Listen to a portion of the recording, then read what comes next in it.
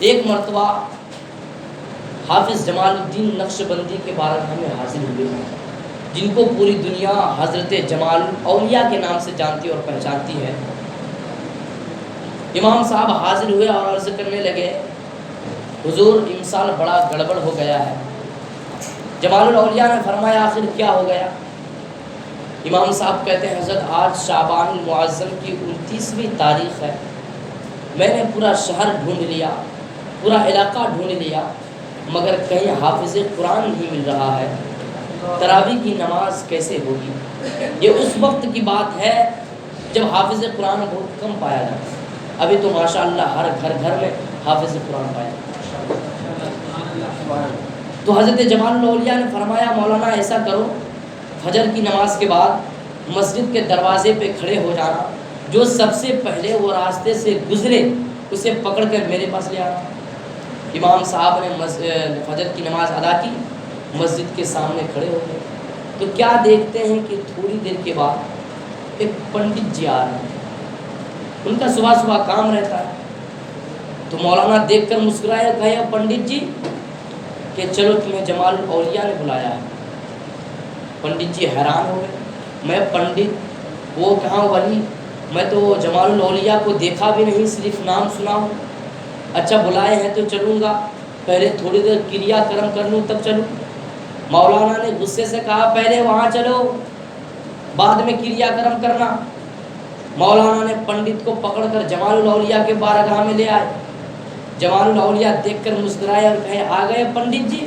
کہا جی حضور میں آ گیا۔ جمال الاولیاء فرماتے دیکھو نا پنڈت جی اس سال بڑا گڑبڑ ہو گیا۔ پنڈت جی کہتے کیا ہو گیا حضور؟ جمال الاولیاء فرماتے آج شعبان المعظم کی 29ویں تاریخ ہے، مولانا صاحب نے ہر جگہ تلاش کر لیا، شہر ڈھونڈ لیا، مگر کہیں حافظ قرآن نہیں مل پا رہا ہے، تراویح کی نماز کیسے ہوگی؟ جمال الاولیاء فرماتے دیکھو نا پنڈت اس سال تم ہی تراویح پڑھا ہے۔ پنڈت پریشان، پنڈت کہتا حضور میں پنڈت ہوں، پنڈت مجھے تو پہلا کلمہ یاد نہیں، پورا قرآن کہاں سے سناؤں گا؟ جمال الاولیاء فرماتے ہیں پنڈت ہو تو کیا ہوا، تراویح پڑھا دو۔ جمال الاولیاء فرماتے ہیں پنڈت ہمت کرنا تیرا کام اور یاد کرانا میرا کام۔ جمال الاولیاء فرماتے ہیں پنڈت جی نہا کر آئے ہو؟ کہا جی حضور میں نہا کر آیا ہوں۔ محترم حضرت غور سے سماعت کرنا، یہ اللہ کے ولی کی شان ہوتی ہے، جسے چاہے وہ پل بھر میں کیا سے کیا کر دے، یہ اللہ کے ولی کی شان ہوتی ہے، میں اللہ کے ولی کی شان کو بیان کر رہا ہوں۔ جمال الاولیاء فرماتے ہیں پنڈت جی نہا کر آئے ہو؟ کہا جی حضور نہا کر آئے ہوں۔ جمال الاولیاء فرماتے ہیں پنڈت جی پاک و پوتر ہو؟ کہا جی حضور میں پاک و پوتر ہوں۔ جمال الاولیاء فرماتے ہیں پنڈت جی قریب آ جا۔ پنڈت جی آ گئے۔ جمال الاولیاء فرماتے ہیں پنڈت جی اور قریب آ جا۔ پنڈت جی آ گئے۔ جمال الاولیاء فرماتے ہیں پنڈت نظر سے نظر ملا لے۔ پنڈت نے ملا لیا۔ جمال الاولیاء فرماتے ہیں پنڈت سینہ سے سینہ سٹا لے۔ پنڈت نے سٹا لیا۔ جمال الاولیاء فرماتے ہیں پنڈت بازو کو بازو میں ڈال دے۔ پنڈت نے ڈال دیا۔ جمال الاولیاء فرماتے ہیں پنڈت جب نظر سے نظر مل گئی، جب سینہ سے سینہ سٹ گیا، جب بازوؤں کو بازو میں ڈال دیا، تب جمال الاولیاء فرماتے ہیں پنڈت جس طرح بچپنا میں اپنی ماں کی دودھ کو پیا کرتا تھا، اسی طرح کو میری زبان کو اپنے منہ میں ڈال کر چوسنا شروع کر۔ پنڈت نے بھی چوسنا شروع ہی کیا تھا۔ تھوڑی دیر کے بعد جمال الاولیاء فرماتے ہیں پنڈت بتا کہاں تک پہنچ گیا؟ پنڈت کہتے حضور 10 پارے پہنچ گئے۔ پھر تھوڑی دیر کے بعد جمال الاولیاء فرماتے ہیں بتا پنڈت کہاں تک پہنچ گیا؟ پنڈت جی کہتے حضور 20 پارے پہنچ گئے۔ پھر تھوڑی دیر کے بعد جمال الاولیاء جلال میں آ کر کہتے ہیں اے پنڈت جلدی بتا ورنہ تیرا سینہ پھٹ جائے گا۔ پنڈت جی کہتے حضور 30 پارے مکمل ہو گئے۔ یہ اللہ کے ولی کی شان ہے، اس لیے شاعر نے کہا غوث کو والی جیلان کہا جاتا ہے، خواجہ کو ہند کا سلطان کہا جاتا ہے، اور جو پل بھر میں بنا دے پنڈت کو حافظ قرآن اسی کو جمال الاولیاء کہا جاتا ہے، اسی کو جمال الاولیاء کہا جاتا ہے۔